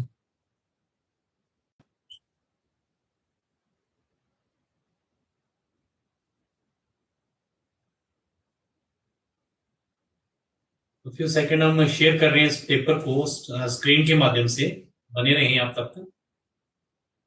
तो पहले ऊपर I think now it is visible to all of you on YouTube link and also on Google Meet. No, it's okay. So if you see this particular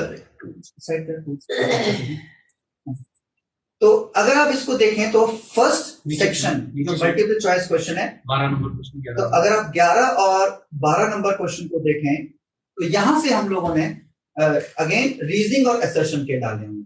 तो if you see the 11th question and the 12th question, ये it's not certain कि 11 और 12 ही आना है।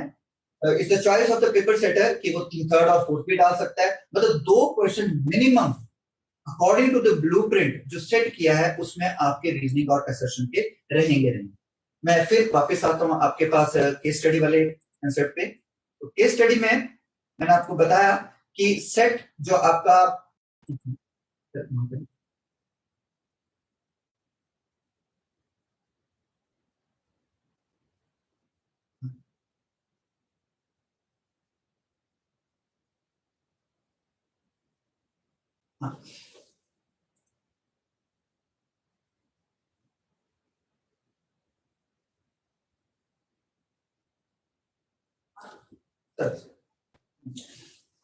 एक slide पर, तो case study में फॉर्मूला बिल्कुल स्ट्रेट फॉरवर्ड रहेगा कि we have to follow the blueprint.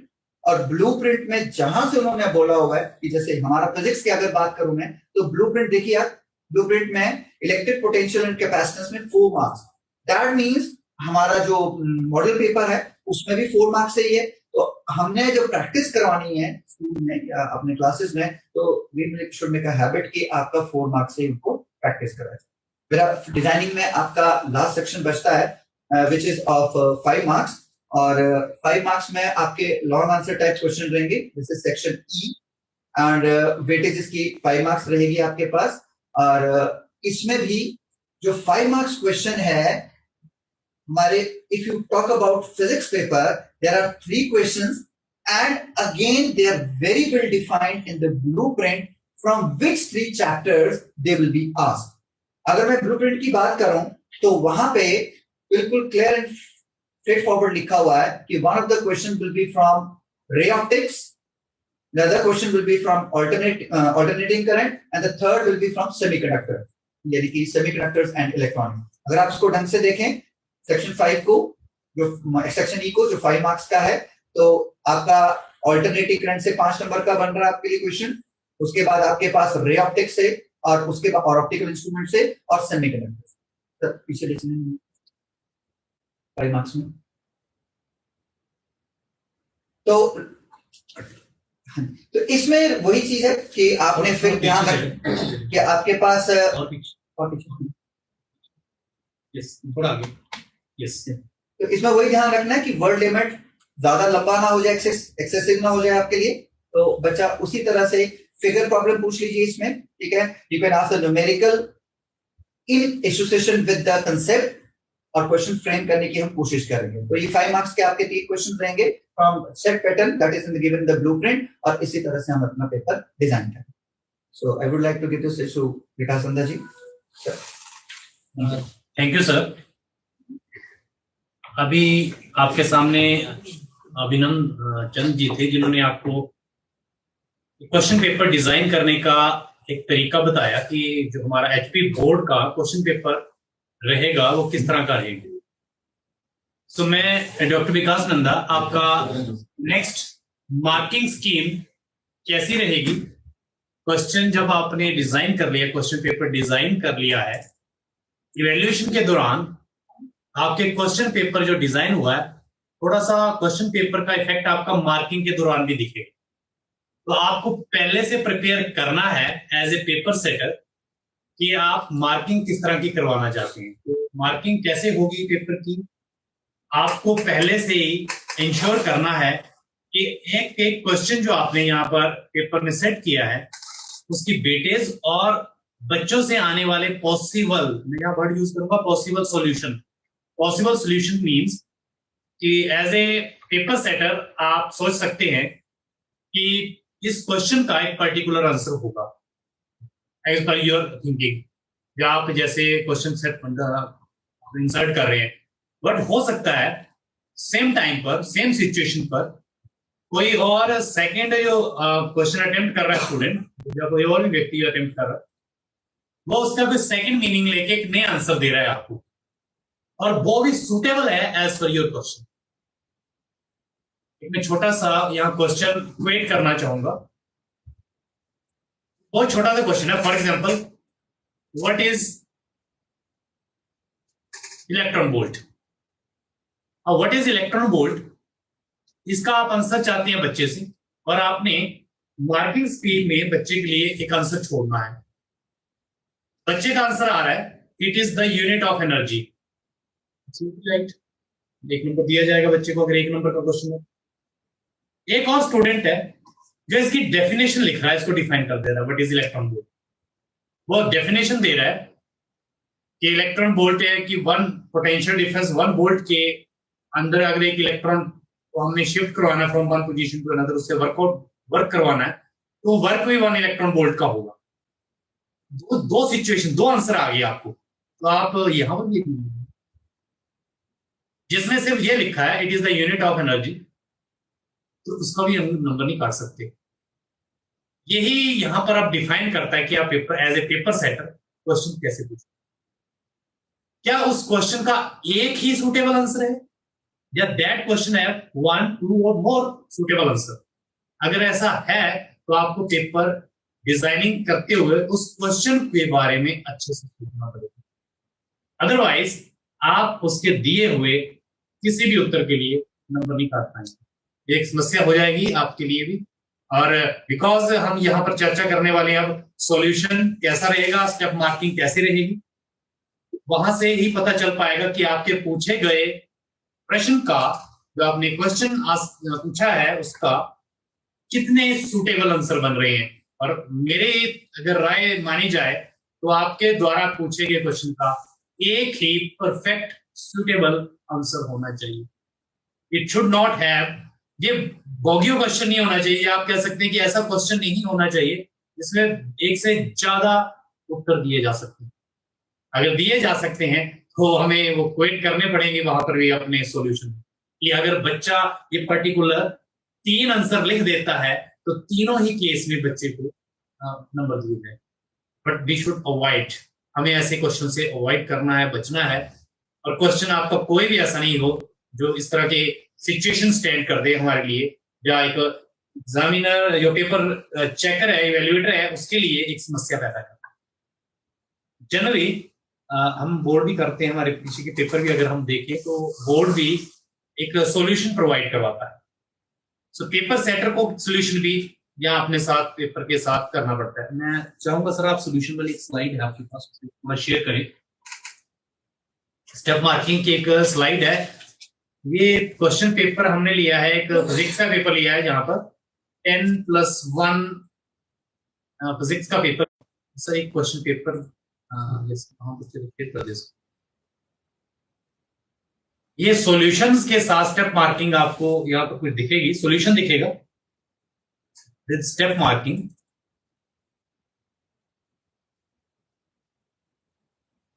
ये सब हम शेयर कर रहे हैं, just wait a minute. Screen पर ये अब दिखना शुरू हो गया है, जल्द ही ये गूगल मीट पर भी शेयर हो रहा है। ये विंडो अब गूगल मीट पर भी आप देख पा रहे हैं। यस सर, टूल्स बॉक्स बंद कर दे जरा, थोड़ा लार्ज जूम हो जाएगी स्क्रीन हमारी। यहां पर सबसे पहले छोटा सा क्वेश्चन है जिसका आंसर बच्चे ने दे रखा है 3 क्वेश्चन है। क्वेश्चन पेपर भी हमारे यहाँ पर बोर्ड की वेबसाइट पर अवेलेबल है। उसी पेपर का 10+1 फिजिक्स के पेपर का जो स्टेप मार्किंग दी गई है, यहाँ पर स्टेप मार्किंग में जो रेड कलर यहाँ पर हमने किया है, इसमें बच्चे ने क्वेश्चन 1 में 3 लिखा है, तो मैंने उसे 1 नंबर यहाँ पर स्टेप मार्किंग में दे रखा है। मेरे अलावा ऑल ओवर हिमाचल या कहीं भी ऑल ओवर इंडिया में जो अगर कोई टीचर इस पेपर को इवेल्युएट करता है तो वो इस सॉल्यूशन को देखेगा और सॉल्यूशन को देखते हुए उसको इवेल्युएट करके उसको 1 नंबर देगा, जिसने इस तरह से बच्चे ने अटेम्प्ट किया। ये इसके साथ दूसरा क्वेश्चन है जो क्लैरिटी कर रहा है थोड़ी सी। सेकंड क्वेश्चन में बच्चे से शायद वेलोसिटी निकलवाई गई है, वेलोसिटी निकलवाई गई है, कुछ दिया होगा कि डिस्टेंस मान लीजिए कुछ दिया है, टाइम दिया है कि कैलकुलेट वेलोसिटी। तो अब यहां पर देखिए स्टेप मार्किंग किस तरह से चली गई है। अगर बच्चा फॉर्मूला लिख के आ रहा है velocity is equal to distance over time, तो गिवन 1.5 मार्क्स। 1 नंबर 1 नंबर का क्वेश्चन है, इंश्योर कर रहा हूं मैं भी कि 1 नंबर का क्वेश्चन है। अब उसे वैल्यू नहीं सब्स्टिट्यूट की उसने, तो हम उसे हाफ नंबर दे सकते हैं। और अगर उसने वैल्यू सब्स्टिट्यूट किया और फार्मूला नहीं लिखा है, अब वो क्या कर रहा है, डिस्टेंस मान लीजिए दिया 90, वो 90/3 कर रहा है और 30 मीटर पर सेकंड निकाल रहा है, तो भी 1 नंबर मिल जाएगा। मैंने फॉर्मूले की डिमांड नहीं की है, मैंने सिर्फ पूछा है कि 90 मीटर की डिस्टेंस ट्रेवल कर रहा है और 3 सेकंड में कर रहा है, तो फाइंड कैलकुलेट द वेलोसिटी। तो वो मुझे 30 मीटर पर सेकंड दे रहा है, तब भी मुझे 1 नंबर देना है। अगर वो फॉर्मूला लिख रहा है, वैल्यू सब्स्टिट्यूट कर रहा है और 30 मीटर पर सेकंड निकाल रहा है, 1 नंबर। वो सिर्फ फॉर्मूला लिख रहा है, कुछ नहीं कर रहा है, हाफ मार्क्स। अगर वो फॉर्मूला भी नहीं लिख रहा है, कैलकुलेशन भी नहीं कर रहा है, 30 मीटर पर सेकंड दे रहा है, फुल मार्क्स। मैं यहां पर 1 नंबर नहीं काट सकता उसमें, क्योंकि मेरा क्वेश्चन क्या है कि मुझे वेलोसिटी पूछी गई है कि वो 90 मीटर पर सेकंड, 90 मीटर का डिस्टेंस 1 सेकंड में कवर कर रहा है, 3 सेकंड में कवर कर रहा है, तो उसके निकालें तो वो 30 आ रही है डेफिनेटली। तो अगर वो 30 नंबर दे देता है विद यूनिट, तो यहाँ पर नंबर नहीं काटा जाना चाहिए। और इवन सर्टेन सिचुएशन ऐसी भी होगी कि बच्चा 30 लिख के आ रहा है, देयर इज नो यूनिट, बहुत टफ सिचुएशन है, और मुझे लगता है कि यहाँ आधा नंबर तो उसका बनता ही है। Unit is important, of course important, लेकिन जो इसने न्यूमेरिक वैल्यू मैग्नीट्यूड दे दिया है, न्यूमेरिक वैल्यू दे दी है विदाउट यूनिट, वो भी कहीं से वो कैलकुलेट करके ही दिमाग से कहीं लेके आया है। सर्टेन प्रॉब्लम्स हो सकती है कि उसने यूनिट नहीं लिखी है, हो सकता है, तो यहाँ पर थोड़ा हम लिबरल हो सकते हैं, तो उसे हाफ नंबर यहाँ पर दिया जा सकता है। ये एक स्कीम होती है, इसे हम बोलते हैं मार्किंग स्कीम, कि किस तरह से हम मार्किंग स्कीम में जा रहे हैं। थोड़ा सा नीचे चलें, कुछ हम बड़े क्वेश्चंस पर बात करते हैं।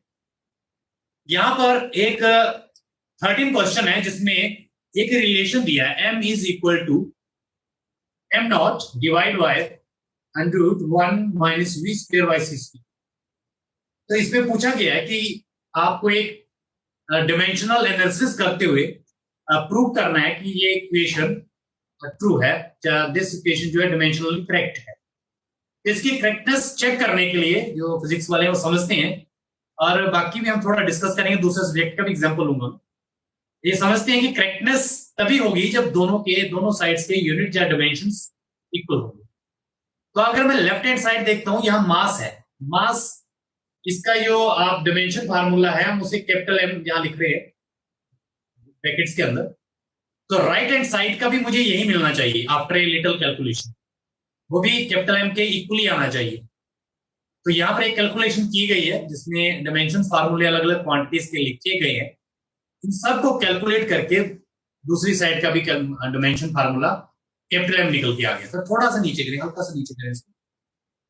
स्टेप मार्किंग क्या दिखा रही है, थोड़ा सा नीचे, यस हाँ, स्टेप मार्किंग देखिए, जब लेफ्ट हैंड साइड बच्चे ने कैलकुलेट कर दी है, लेफ्ट हैंड साइड, उसे आप मार्क्स यहां पर दिए, वहां पर रेड कलर से साफ दिख रहा है आपके शेयरिंग स्क्रीन पर 1.5 लिखा दिख रहा है रेड कलर से।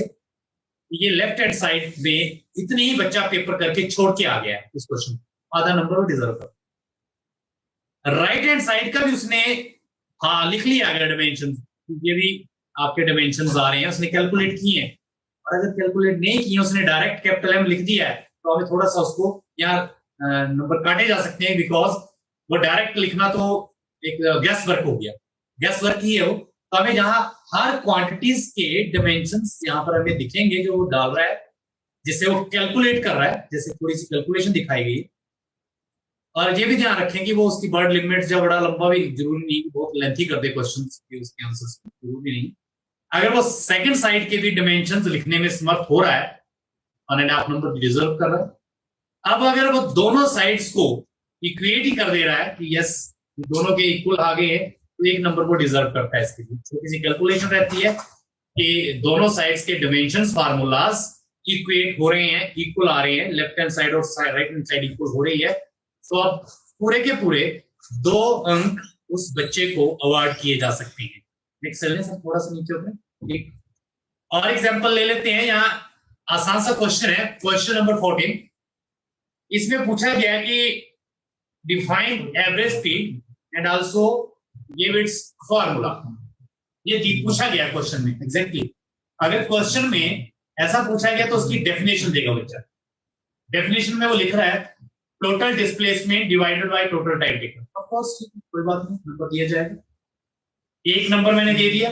2 नंबर का क्वेश्चन है तो मैंने साथ में पूछ रखा था कि इसका फार्मूला भी थोड़ा सा डिफाइन कर ले, तो वो चीजें लिख के दे रहा है कि average velocity due to distance over time, निकला ऊपर से ही है एग्जैक्टली डेफिनेशन से ही इसने मैथमेटिकल फॉर्म में लिख दिया है, नो इशू, नंबर दे। तो आप मार्किंग स्कीम में यहाँ इसको 2 नंबर दे रहे हैं इस क्वेश्चन के लिए। आपका एक बच्चा ऐसे अटेम्प्ट करके आ रहा है, ये पेपर सेटर जो है वो सॉल्यूशन जब देगा, सॉल्यूशन में अब उसको क्लियर हो जाएगा कि उसका पूछा गया क्वेश्चन कैसा है।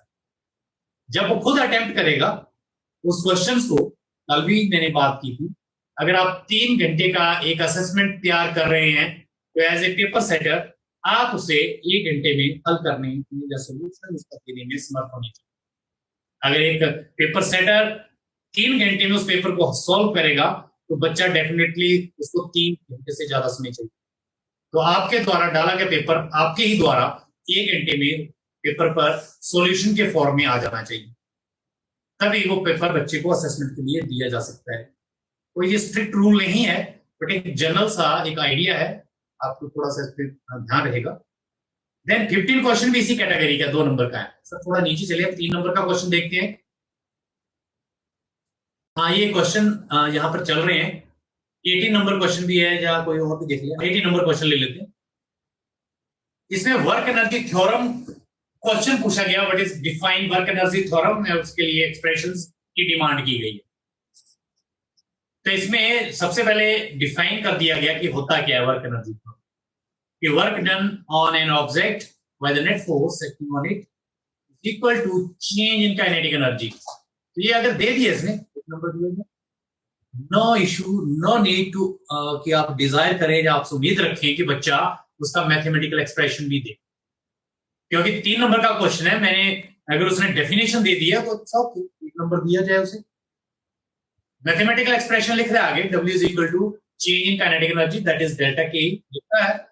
ऑफ कोर्स तो कंसीडर कर सकते हैं, लेकिन अगर वो ऊपर से थोड़ा लिख रहा है सिर्फ डेफिनेशन तो नंबर दें, और अगर वो मैथमेटिकल एक्सप्रेशन ही देके जा रहा है, W is equal to change in kinetic energy लिख दे रहा है मैथमेटिकली, तब भी वो 1 नंबर डिजर्व करता है। एक्चुअली वो वर्क एनर्जी थ्योरम को समझता है, तभी उसने चेंज इन काइनेटिक एनर्जी को वर्क एनर्जी फॉर्म में दिया। देन इसके बाद वो वर्क डन को भी अगर वो डिफाइन कर रहा है कि वो फोर्स इनटू डिस्प्लेसमेंट रहेगा, फोर्स इनटू डिस्प्लेसमेंट वर्क रहेगा आपका, तो आप उसको आधा नंबर दे सकते हैं आगे। तो अभी तक 3 नंबर के क्वेश्चन में आपने 1.5 नंबर अवार्ड कर दिया उसको। आगे चलेंगे, थोड़ा सा स्क्रीन में हम नीचे देखते हैं। इसके बाद उसे फोर्स भी उसने निकाल दी है, फोर्स न्यूटन सेकंड लॉ लगा के, और एक्सीलरेशन की वैल्यू इसी वेलोसिटीज को लेके, कि इनिशियल और फाइनल वेलोसिटी को लेके सब्स्टिट्यूट करके, तो आधा नंबर यहाँ से डिस्टेंस निकालने और फोर्स निकालने के लिए दिया जा सकता है। और आफ्टर इस सॉल्यूशन इसकी वैल्यू सब्स्टिट्यूट करेंगे। कैलकुलेशन मैटर नहीं करती कि कितनी लेंथ की कैलकुलेशन कर रहा है। अगर वो इतना ही लिख देता है कि substituting the value of force and displacement in equation जो भी लिखी है फॉर वर्क डन, कैलकुलेशन को शो नहीं कर रहा है और सीधा लिख दे रहा है W is equal to half mv square minus half mu square, यानी कि kinetic energy final minus kinetic energy initial, fine. आधा नंबर यहाँ अवार्ड हो जाएगा। इस तरह से ऊपर से नीचे तक इस सॉल्यूशन में मैंने 3 नंबर बच्चे को अवार्ड किए हैं, और उसके स्टेप्स देखें कि वो किस तरह से आगे स्टेप में बढ़ा है। ये स्टेप कौन डिसाइड करेगा कि कितने कौन से स्टेप को नंबर देंगे? ये पेपर सेटर ही डिसाइड करेगा, क्योंकि पेपर सेटर जब सॉल्यूशन देगा उसे अब पता है बिना इन स्टेप्स के आप इस प्रॉब्लम को आगे नहीं बढ़ा सकते। तो जब वो स्टेप पूरे हो जाएंगे तो उसके अकॉर्डिंगली वो 3 नंबर को सब डिवाइड करेगा छोटे छोटे पार्ट्स में, सो दैट कि बच्चा कहीं भी क्वेश्चन को छोड़ के साइड चला जाता है, उसे अटेम्प्ट नहीं करता है, तो उसे किए गए जितना भी उसने लिखा गया है उसके द्वारा उसके दिए उसके कम से कम मिनिमम मार्क्स उसको अवार्ड कर दिए जाए, बच्चे को जरा भी लॉस ना हो। ना कि हम ये देखें अच्छा चलो इतना सा कर लिया है, 4 लाइनें कर ली हैं, 7 लाइनें कर ली हैं, ठीक है, आंसर नहीं आया तो 3 में 1.5 नंबर दे देते हैं, 3 में 1 नंबर दे देते हैं, 3 में 2 नंबर दे देते हैं। ऐसा ना हो, एग्जैक्टली उसको वहां पर कितने अंक देने हैं वो 3 नंबर में से वो सारे के सारे वहां क्लियर हो जाने चाहिए। तो ये एक स्टेप मार्किंग का कंसेप्ट है। मैं इस कॉन्फ्रेंस वेबकास्टिंग रूम में स्वागत करता हूँ, हमारे सर सेक्रेटरी हमारे बीच में है, मैं उनका यहाँ स्वागत कर रहा हूँ। स्वागत है सर आपका। हम इसे कंटिन्यू कर रहे हैं अभी। तो यहाँ एक क्वेश्चन हमने देखा है, इसका सॉल्यूशन भी हमारे पास अवेलेबल है जिसमें स्टेप मार्किंग दिखाई है। अगर मैं शुरू से चलता हूं, थोड़ा सा सब करें, आप सब अपनी स्क्रीन पर देख पा रहे होंगे। जैसे मैंने पूछा था कि define work energy theorem and find an expression for its work energy theorem, तो डेफिनेशन एग्जैक्टली मैंने 1 नंबर अवार्ड किया ऊपर रेड इंक से आप देख पा रहे हैं। अब मुझे पता है कि इसके लिए जब मुझे एक्सप्रेशन चाहिए तो मुझे वर्क डन निकालना पड़ेगा, तो मुझे वर्क डन का कैलकुलेशन के लिए यूज होने वाली क्वांटिटीज पर जाना है, तो वो मेरा स्टेप नंबर 1 होगा। तो I have to award some marks for that step also. तो स्टेप मार्किंग यही है, स्टेप बाय स्टेप बढ़े, जो स्टेप आपका अगले स्टेप में जाने के लिए इंपॉर्टेंट हो जाएगा उस स्टेप को आप अवार्ड करें मार्क्स। देन एक अच्छा सॉल्यूशन और एक अच्छी तरह से आप मार्किंग स्कीम लेके आ सकते हैं। सर नीचे चलिए, थोड़ा सा एक और क्वेश्चन देखते हैं और आगे चलें। 3 नंबर का क्वेश्चन भी हमने देख लिया, थोड़ा सा आगे चलें। यस, यहाँ पर एक क्वेश्चन है, अच्छा नीचे आ जाए थोड़ा सा और थोड़ा सा आगे चलिए, कैटेगरी और ले लेते हैं क्वेश्चन की हम, नीचे चलिए। यस, यहाँ 23rd नंबर का क्वेश्चन ले हैं, थोड़ा इसकी वेटेज ज्यादा है इस क्वेश्चन की भी।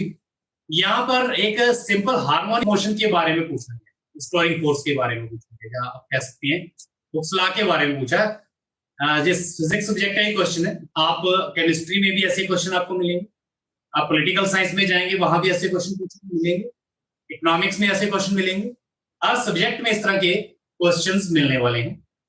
पहले में वो डिफाइन कर रहा है फिर से, और ये एक डायग्राम बेस्ड क्वेश्चन है, डेफिनेटली हमें डायग्राम को भी नंबर देने होगा। तो स्टेप मार्किंग में डायग्राम को भी कंसीडर किया गया है। अगर बच्चा डेफिनेशन नहीं लिखता है, नेक्स्ट स्टेप जिसमें कि वो यूजिंग हुक्स लॉ अपना रिजल्ट लेके आने वाला है वो नहीं ला रहा है, सिर्फ डायग्राम ही जहां ड्रॉ करके चला जा रहा है, तो इस क्वेश्चन के उसे 1 नंबर अवार्ड किया जाएगा। तो यहाँ पर आपको दिया गया है कि कैसे नंबर अवार्ड करने। सो थोड़ा नीचे चले, डेफिनेशन का 1 नंबर आ गया था, डायग्राम का भी 1 आ गया था, 1 नंबर उसने हुक्स लॉ यूज किया जो वेरी इंपॉर्टेंट है इसमें, इस कंसेप्ट में, बिकॉज इस लॉ के अलावा बिना आप इसे आगे नहीं बढ़ा सकते क्वेश्चन को। एक नंबर इसे इस कंसिडरेशन के लिए दिया कि वो उस लॉ को लेके आगे चल रहा है। देन वो फोर्सेस को इक्वेट करके आगे कर रहा है, तो उसके लिए उसको 2 अंक दे दिए गए। तो अगर मैं देखूं तो यहाँ पर ये इसका इक्वेशंस के लिए इसके स्टेप मार्किंग के अकॉर्डिंगली नंबर्स दे दिए गए। सर आगे चलें थोड़ा। तो यही स्टेप मार्किंग रहती है कि आप स्टेप्स के अकॉर्डिंगली कैसे कैसे नंबर्स को करते जाते हैं। और सॉल्यूशन जो आ रहा है, देखो मैंने उसको लास्ट वाले को टाइम पीरियड निकाला है, आधा नंबर दिया है, सिर्फ आधा नंबर। अगर मेरा बच्चा एग्जामिनेशन में कुछ भी नहीं करता है, time period t is equal to 2 pi √m by k लिख के आ जाता है, तो 5 में से आधा नंबर डिजर्व करता है। नो मैटर कि उसको कोई स्टेप नहीं, लेकिन वो टाइम पीरियड यहां सही दे रहा है। अब मिसिंग है 4.5 नंबर का स्टेप मार्किंग में हमने देखा है, तो हम वो 4.5 नंबर काट के आधा नंबर दे सकते हैं। ये लिबर्टी है थोड़ी सी, अगर अच्छे ढंग से आप इवैल्यूएशन करें इसलिए सारा कुछ ऐसा देखने को। एक केस स्टडी हमारे शुरू हुए थे, तो ये 24th number question case study based है। इसके कुछ क्वेश्चन थे, उसके अकॉर्डिंगली यहाँ स्टेप मार्किंग दिखाई गई। सर चलिए आगे नीचे थोड़ा सा। ये कुछ और बड़ा सा थ्योरेटिकल काइंड ऑफ क्वेश्चन है, जिसमें थ्योरी से रिलेटेड ही काम चल रहा है। जिसमें क्वेश्चन में पूछा गया है कि पहले तो लॉज ऑफ मोशन के बारे में पूछा है, न्यूटन फर्स्ट लॉ के बारे में पूछा गया है एक्चुअली। तो फर्स्ट लॉ की डेफिनेशन है, जिसको हम लॉ ऑफ इनर्शिया भी कहते हैं, उसके बारे में लिखा है, 1 नंबर दे रहे हैं। क्वेश्चन में पूछा गया होगा इसका सिग्निफिकेंस दे, तो सिग्निफिकेंस का भी यहाँ नंबर लिखा गया है। और पेपर में पूछा गया होगा इसके एग्जाम्पल भी क्रिएट करें, जो इसके एग्जाम्पल्स हैं, तो यहाँ एग्जाम्पल के बारे में भी जहां पर थोड़ी जानकारी दी गई है, तो इसके यहाँ वेटेज। अब यहां से क्लियर होता है कि बच्चा कितना लिखेगा। देखिए यहाँ पर फर्स्ट में मैंने 1 नंबर के लिए डिफाइन किया है, और ये आपके क्वेश्चन पेपर में भी जब 25 नंबर क्वेश्चन आप देखेंगे, वहां 5 नंबर लिखे होंगे, वो ब्रैकेट में लिखा हो गया होगा नंबर किस तरह से वार्ड है, वो मार्किंग की पेपर में भी आपकी अगर आ जाए तो सुटेबल रहेगा। फॉर एग्जाम्पल क्वेश्चन है define Newton's law of inertia, first law of inertia. आप ब्रैकेट में दे दें 1, कॉमा करके दे दें, नीचे पूछा गया है गिव इट सिग्निफिकेंस, कॉमा करके दे दें 1.5। आइडिया होगा मुझे और कितना लिखना है, सिग्निफिकेंस के बारे में कितना लिखना है। देन एक और कॉमा लगा के दे दें 1.5, और नीचे पूछ ले साथ में give it some examples illustrating law of inertia. तो बच्चे को फिर आइडिया होगा मुझे 1.5 के लिए कितना लिखना है।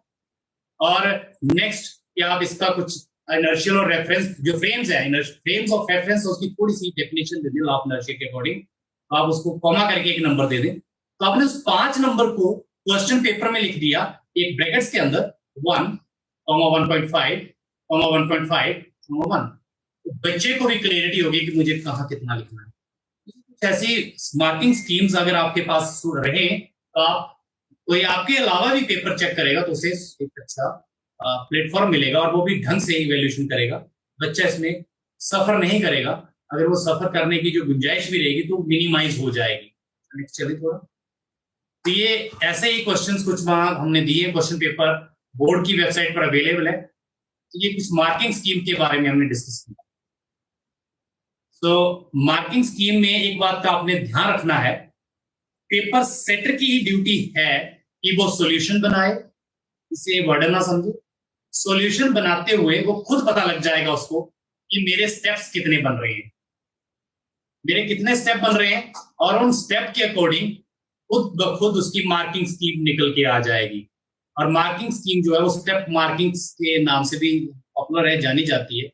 जनरली प्रोवाइड करवाते हैं बोर्ड्स ये मार्किंग स्कीम भी पेपर चेकर को, जिससे कि बच्चे को अगर आप नंबर अवार्ड कर रहे हैं तो वो यूनिफॉर्मिटी बनी रहे, कहीं भी पेपर चेक हो रहा है।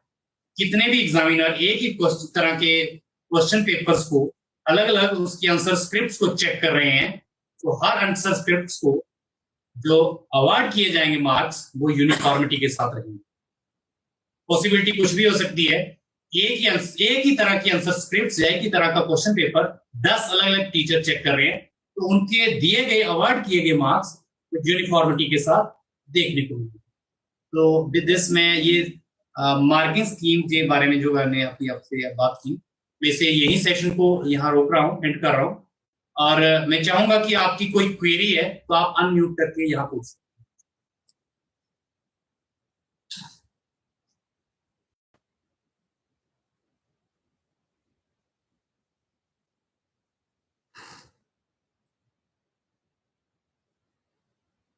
सर से